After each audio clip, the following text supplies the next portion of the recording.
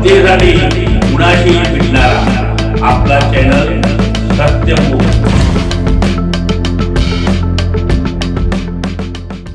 रेंदाळ येथील प्रभाग क्रमांक 2 मधील रामनगर परिसरात असलेल्या चौंडेश्वरी मंदिर परिसरात गेल्या 15 वर्षांपासून मूलभूत नागरी सुविधांचा तीव्र अभाव असून नागरिकांना अत्यंत दयनीय परिस्थितीत जीवन जगावं लागतं।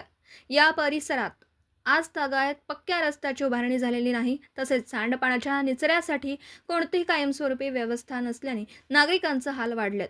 पावसाळा सुरू होता संपूर्ण परिसरात चिखलाचं साम्राज्य पसरतं। घरासमोर तसेच रस्त्यावर साचणारे सांडपाणी, खड्डे व घसरडे रस्ते यामुळे नागरिकांना ये-जा करणं कठीण झालं।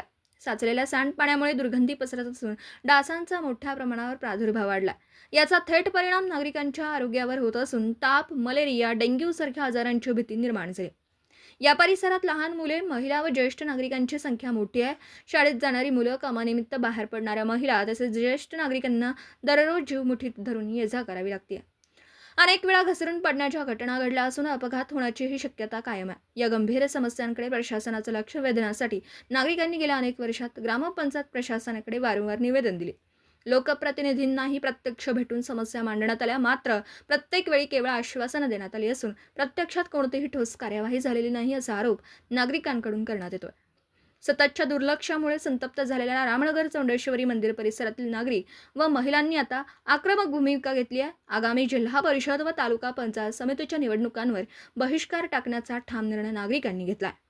आधी पक्का रस्ता व सांडपाणी निचराची व्यवस्था झाली पाहिजे, त्यानंतरच मतदान अशी स्पष्ट भूमिका यावेळी नागरिकांनी मांडली। परिसरातील नागरिक, महिला मोठ्या संख्येने उपस्थित होते। सत्यमुख प्रतिनिधी बाबासाहेब मांगलेकर, इचलकरंजी। जनतेसाठी कुणाशीही भेटणारा आपला सत्यमुख। लाईक करा, शेअर करा आणि बेल आयकॉन ऑन करा। मित्रांनो, विसरू नका।